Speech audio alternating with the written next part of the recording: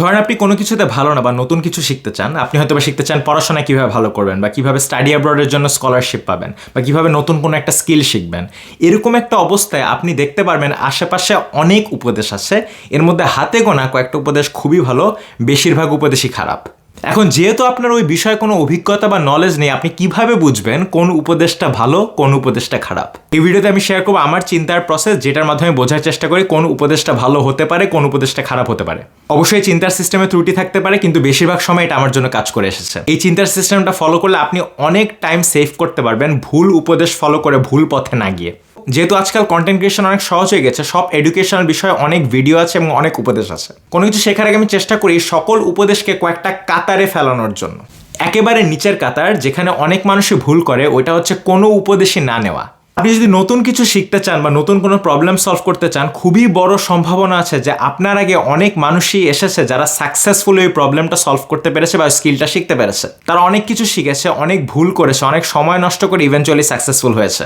এদের মধ্যে অনেকেই অনেক ভালো ভালো উপদেশ রেখে গিয়েছে। বোকা বা অহংকারী হলে আপনার এরকম একটা মাইন্ডসেট থাকতে পারে যে না, আমি এরকম কোনো উপদেশই ফলো করবো না, আমি এই প্রসেসটা নিজে আবার আবিষ্কার করার চেষ্টা করব। এরকম বেশিরভাগ মানুষই ওই যাত্রায় ফেল করে এবং যারা সাকসেড করে তাদেরও অনেক টাইম নষ্ট হয়। সো আপনি যদি এমন কিছু শেখার চেষ্টা করেন যেটা আপনার আগে অনেকেই সাকসেসফুলি করেছেন, তাদের উপদেশগুলো আপনার খোঁজা উচিত। এর উপরে একটা কাতার আছে, ওটা হচ্ছে এমন মানুষের কাছ থেকে উপদেশ নেওয়া যারা নিজেরা কখনো সাকসেসফুলি ওইটা করেনি বা কাউকে শেখাতেও পারেনি। এরকম উপদেশ চারিদিকে ভরা। আপনার আত্মীয় স্বজন হতে পারে, কাছের মানুষ হতে পারে, আপনাকে হয়তো পড়াশোনা বা বিজনেস বানানো এমন টিপস দিবে, তাদের নিজের কোনো সাকসেসফুল বিজনেস নেই, তারা হয়তো বা নিজেরা কখনোই ভালো রেজাল্ট করতে পারেনি, কিন্তু তারা টিপস দিয়ে যাচ্ছে। 100টার মধ্যে একটা কাজে লেগে যেতে পারে, ওটা কোইন্সিডেন্স। কোনো বিষয়ে টিপস নেওয়ার আগে নিজেকে জিজ্ঞাসা করে নেবেন এই মানুষটা নিজে ওইটা সাকসেসফুলি করেছে নাকি, এবং এই মানুষটা নিজে ওটা সাকসেসফুলি কাউকে শিখাতে পেরেছে নাকি। যে প্রশ্নগুলোর উত্তর পেলে আপনি আরেক উপরের কাতারে অ্যাডভাইস পেতে পারবেন, ওটা হচ্ছে কেউ সাকসেসফুলি ওই কাজটা আগে একবার করেছে। এরকম মানুষের উপদেশ সাধারণত একটু ভালো হয়, কারণ তারা নিজে সাকসেসফুলি ওইটা কমপ্লিট করে অনেক কিছু শিখতে পেরেছে। কিন্তু কেবল একবার করে থাকলে তারা হয়তো বা লাকি হয়ে গিয়েছিল, বা তাদের সার্কামস্টেন্সে যেসব অ্যাডভাইস কাজে লেগেছে ওগুলো আপনার নাও কাজে লাগতে পারে। সো এগুলো অ্যাডভাইস মাঝে মাঝে কাজে লাগতে পারে, মাঝে মাঝে কাজে নাও লাগতে পারে। তার উপরের কাতার হচ্ছে এমন মানুষ যে নিজে হয়তো বা সাকসেসফুল হয়নি, কিন্তু অনেক মানুষকে ওটা শেখাতে পেরেছে। বা এমন মানুষ যে নিজে কয়েকবার সাকসেসফুল হয়েছে এবং কয়েকজন মানুষকে ওটা শিখাতে পেরেছে।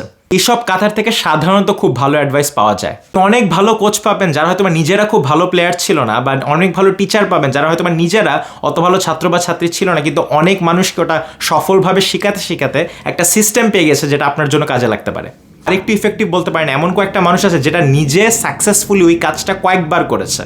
ধরেন আপনি একটা ইন্ডাস্ট্রিতে চাকরি পেতে চান, একজন যে ওই ইন্ডাস্ট্রিতে কয়েকটা ভালো জব অফার পেয়েছে, বা আপনি হয়তো পড়াশোনায় ভালো হতে চান, একজন যে বারবার ভালো রেজাল্ট করেছে, তাদের কাছ থেকে সাধারণত খুব ভালো অ্যাডভাইস পাওয়া যায়। খুবই বড় সম্ভাবনা তাদের সাকসেসটা পুরোপুরি লাক ছিল না, যেহেতুটা তারা কয়েকবার করতে পেরেছে। একই সাথে যদি এটা হয় যে তারা নিজে সাকসেসফুলি তো কয়েকবার ওটা করেছে, তাদের কয়েকটা স্টুডেন্টও সাকসেসফুল হয়েছে, এটা মানে হচ্ছে তাদের একটা সিস্টেম আছে যেটা নিজের জন্য কাজ করে, কয়েকজন মানুষের জন্য কাজ করে। সো অ্যাডভাইস নেওয়ার আগে নিজেকে জিজ্ঞাসা করেন যে এই মানুষটার যে আমি ভিডিও দেখছি বা বই পড়ছি, সে নিজেকে ওইটা কয়েকবার অ্যাচিভ করতে পেরেছে? যদি অ্যাচিভ করতে পেরে থাকে, সে কি কয়েকজনকে ওটা শেখাতে পেরেছে? বা সে কি এরকম যে হয়তো বা নিজে অ্যাচিভ করতে পারেনি কিন্তু অনেক মানুষকে ওটা সাকসেসফুলি শেখাতে পেরেছে? সবচেয়ে উপরের কাতার অ্যাডভাইস হচ্ছে এমন মানুষ যে নিজে ওইটা কয়েকবার সাকসেসফুলি করেছে এবং অনেক মানুষকে ওটা সাকসেসফুলি শিখেছে। এরকম কাতার অ্যাডভাইস পাওয়া খুবই রেয়ার, কিন্তু পেলে সাধারণত এগুলো খুবই ইফেক্টিভ হয়। বিভিন্ন স্কিল শেখার জন্য, বিভিন্ন ধরনের চাকরি পাওয়ার জন্য এমন মানুষ আমরা দেখতে পাচ্ছি যারা নিজেরা ওই স্কিলটা অনেক ভালোভাবে শিখেছে, অনেক ধরনের জব অফার্স বা অনেক ধরনের বিজনেস বিল্ড করেছে এবং একই সাথে অনেক মানুষকে ওটা শেখাতেও পেরেছে। আমি পড়াশোনা, স্কিল ডেভেলপমেন্ট, স্টাডি অ্যাব্রড নিয়ে ভিডিও বানাই, কারণ পড়াশোনা আমি অনেক পরীক্ষা অনেকবার ভালো করেছি, আমি অনেক ভালো ইউনিভার্সিটিতে চান্স পেয়েছি, এবং স্কিল ডেভেলপমেন্ট যেই স্কিলগুলো আমি নিজে শিখেছি ওগুলো দিয়ে অ্যাডভাইস দেওয়ার চেষ্টা করি। আপনি যদি দেখেন আমি কোনো রিসার্চ ছাড়া, কোনো সাকসেসফুল মানুষকে ইন্টারভিউ না করে নিজ থেকে অ্যাডভাইস দিচ্ছি এমন বিষয়ে যেটা আমার কোনো এক্সপিরিয়েন্স নেই বা অ্যাচিভমেন্ট নেই, যেমন কীভাবে একটা সিক্স প্যাক করতে হবে বা কীভাবে একটা টপ ফুটবল প্লেয়ার বা ডক্টর হতে হবে, ওই অ্যাডভাইসটা রিজেক্ট করবেন। বেশিরভাগ অ্যাডভাইস আউট দেওয়ার অতটা ভালো না। বেশিরভাগ অ্যাডভাইস ওই কাতারে পড়বে যে নিজেও এটা কখনোই অ্যাচিভ করেনি এবং জাস্ট অ্যাডভাইস দিয়ে যাচ্ছে। এবং যদি আপনি এরকম হন যে আপনার কোনো অ্যাডভাইসই দরকার নেই, আপনি নিজেই শূন্য থেকে সব কিছু শিখে অ্যাচিভ করে ফেলবেন, মনে রাখেন যে আপনার ফেল করার প্রবাবিলিটি অনেক বেড়ে গেছে। একেবারে বেয়ার মিনিমাম অ্যাডভাইস নেবেন যারা সাকসেসফুলি ওইটা করেছে, বা এমন কোনো মানুষ যারা কয়েকবার সাকসেসফুলি ওইটা করেছে বা অনেক মানুষকে ওটা সাকসেসফুলি শিখতে সাহায্য করেছে।